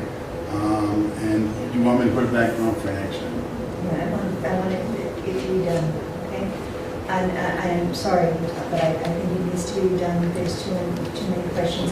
I need everybody to get their questions together and give them to the superintendents before the next meeting. And I want you to wait and listen to what the strategic plan is, guys, and how much more work these people have to do before we make any decisions on anything. And again, the other thing, which Dr. Glass mentioned, is how do we get additional parent and teacher involvement within this calendar? I mean, to David's point, 30, 40 teachers came to him saying, I've never seen it. Well, and whether or not the principals are presented it to, which I would hope that they are, but how do we ensure that? How do we get the community and other folks involved? The union also, we don't approve this calendar without them. They get it, and they have an obligation. They do, I don't know, they get it down the line. I'm looking at Phil, she might have known. It's been a while. I don't know. But that's one group. The other group is the advisory superintendent, which is 20 people who meet as representatives of their faculties, and then the administrators. I think the only way to do it has been the survey, quite frankly. If we really want to say to the folks, get some information on this, and the way to do it is to create a 10-question survey and get feedback and see what happens. So if we're going to a more state-mandated or state calendar come 15, 16 calendar year, is that correct? Only for major holidays, not for professional holidays. Okay. There's a difference there. You don't have to have any of those days, All right. unless they say you got to have a full day on this day. That you do. And So for 15, 16 calendar, how soon can we get it out to the folks that it affects and that it comes to play with? I mean, can we start in November so that we're not formalizing in February and then kind of redoing it in May? we do a 2-year calendar, Okay. and for that purpose, and that's so you give people a year in advance. What we don't, evidently can do better. We get more input from people differently than the method that we do using. We'll just say it that way. Okay. And then see if that gives us better information. This time, though, what I hear you saying is put it back on the agenda, see if you can modify some of the double 2 days in the conflict. I will look at that and bring it back to you. But I'm not going to send out a survey this time. I'm going to take your feedback, and then we'll see what happens next year. I'll see what I can do. Can I just verify, you did a 2-year calendar, but that was with the old philosophy of thinking an early dismissal of the 2-hour calendar. Well, that This was- got changed. That's Michael's point. That's why we changed This got it. changed, okay. Because of the feedback that we want to get rid of as many Right, I got it. half days. Right. Then here came the 1 hour. And then parents might not have seen that new change until, when was this put on the website? for I'd parents have see? to 'Cause it was ask already Mike, was there a approved. date on it? Just curious, because I think that's what. It was after Mr. the Walden- 26. Well, this Said the 26th of this year February. is 26th of February. So it had to be after that meeting. So then we approved it, and then it went out for the public to Right. see, which maybe, I think that's just to his point, is maybe put it out before, so that when parents are coming up to me all the time now saying, this is ridiculous, I can't believe you guys approved that calendar, then we won't have those issues. And I think that's fair, and that's why we did the 2-year calendar within. You notice next year's calendar was not done. The major holidays will be done. Well, We're that's not putting the, But normally, if we had the updates, we put it in. I'm not gonna put these in until we get feedback on whether this worked, That's that. right? Based on what we're hearing, but other than the policy. So we'll work out something. Thank you. Yep, we'll work on something. Okay. You satisfied that subject? Yes. Thank you very much. And it's calendar wars in every district. Don't get so uptight. It's like Star South. Throw the calendar up, grab a bunch of darts, chuck them. That's where PD is. Call it a day. That's exactly what we just did. If you paid attention, we just wound it out. All right, the Head Start federal review, we just had that conversation before. She spoke and presented. Yeah, that was. Yes, we just did, so we don't need to discuss that again. And it is also. Okay, I have quick, I have a letter that I'm reading from the United States Department of State, Bureau of Educational and Cultural Affairs. Bureau, give it to you close so you don't have to listen to me. Bureau of Education and Cultural Affairs, Washington State. We have letters addressed to Ms. Melissa Nadu. On behalf of the United States Department of State, I would like to congratulate you for being selected for the Teacher for Global Classrooms program. Over 400 teachers applied from 36 United States and the District of Columbia, and we're among 80 teachers who were selected for participation. The goal of the TGC program is to provide you with the opportunities to explore the themes and applications of global education in the U.S. secondary school classroom. As a part of TGC, you'll participate in an online professional development course, attend a global educational symposium in Washington, D.C., travel on an international fellowship for 2 or 3 week in-country visit, and be eligible for alumni professional development sessions and microgrants. As part of your in-country fellowship, you'll have the opportunity to visit schools, classrooms, and meet with teachers and educational leaders. You'll also have ample opportunity to share your culture and experience with host country colleagues. And I hope that you will gain new insights to share your homeschool with your homeschooling community. The U.S. Department of State Bureau of Education and Cultural Affairs is the primary funding source and sponsor of this program. IREX, the International Research and Exchange Board, implements the program on behalf of the Department of State. Again, congratulations. I'm going to write a letter of congratulations from us. We just got it today. It just came out this afternoon, we'll be in with it. I didn't have to read it, he actually had copies for me to give out. Marvelous. Nice guys up. Okay, the other, next on my list of things to talk about are we have meetings. Next, Tuesday the 3rd. Next Tuesday, we have, I'm sorry. Next Tuesday, we have, at 6 o'clock, we have the Superintendent's Evaluation Committee, if that's for all board members. All righty? So and Gladys was going to address that. We had our superintendent evaluation meeting last week. There's some information that you're going to receive. I'm going to ask you to, Kathy is working along with me, that you get the information and read it, and if you have any questions, you can call myself if you don't feel like you want to talk to me or you are me. It's very important. We're winding down. We did several meetings with the Superintendent Evaluation Committee, and I really need you to really be here on the next meeting. You all have it on your package, and so we can get people get started, and that'll probably be winding up our Superintendent Evaluation Committee meeting on the 2nd of the 3rd, at 6 o'clock. I'm going to serve you light food. I don't know what it is yet. So we'll come on down so we can get started, okay? Surf and turf. Yeah. White surf. Alrighty, and then on Wednesday the 4th, because we like one another, we're going to see them 2 nights in a row. Excellent. We're coming for the instructional co-parents planning that I was just talking about, phase 3, the results. That's the paperwork I handed out to you today. There'll be there were amendments made at the end of the meeting. That's one committee. That'll change that a little. That'll help explain all of this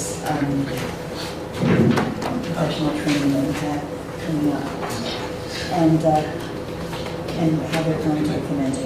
It was fascinating.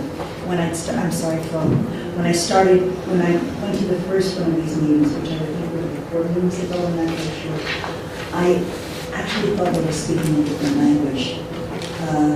And how are they going to accomplish this? And I kept speaking to one another all the people on this committee as if it was a foreign language. I actually understand what they're talking about now, and I understand how they're going to get this work rolled out. And we're going to get up the goals and make them happen. But it's a lot of hard work for everybody involved in the system. And again, a tremendous amount of responsibility on the teachers, the classroom teachers. So please, I'm asking you please to try to come so you also can understand it. Well, help everybody here also understand what goes on behind the scenes. All right? And that's how the parents also find out. It's not just how the administrators approach them, it's how we approach them. It's how we tell them what's going on. And we have to understand what we're talking about. Not just our personal slant on it, but what's actually happening. That's what we do best, guys. We're the talkers. We can talk ourselves into getting elected. We can take good information and disseminate it to the public so they can understand it. All right? So I'll see you next Tuesday and Wednesday. And then the only other addition I want to tell you that I don't have, that I have written down, is that you all know that there are a lot of graduations coming up and we're getting constant people asking us to do them. That's another way that we can with the public. It's not just the PTO meetings, we go to those graduations, we help give out diplomas. It's not just the high school, which is the stellar, the end of the year. There's all those little ones. If you have spare time to get to any of these, whether the middle school ones or today King Street came in. Let's try to do as much as we can so that we're out there to tell the people what's actually going on. That's our job. That's the other part of our job. Okay? And it's actually fun. It makes it all worthwhile. It's great. It's really great. The best ones, and I've been to many of them over the last 13 years, are the kindergarten ones. That's the best, the absolute positive best. That in high school. They don't happen in the same week because if they did, it just. All right, I've bored you enough. Thank you very much, everybody. One last comment? We have. One last comment, Sure. You have your confidential envelope. Please read it, okay, before we come to the meeting, okay? And if the press call you, you are not to be giving out any information to the press, not even your wife, okay? Thank you. Right, it's very important don't talk to the press right now, as they're all just going to be looking for information on it. So just, no comment, okay, for a while. I don't think there is anything else, except is anybody else have a committee report that they want to give? Anybody else have a school report that they want to give? You sure? I've got a calendar. You need I make a motion that we adjourn the meeting. No, we have an executive session. Okay. Yes. I need a motion. I make a motion that we go into executive session. And seconded by Bob Tavisek. All in favor? Aye.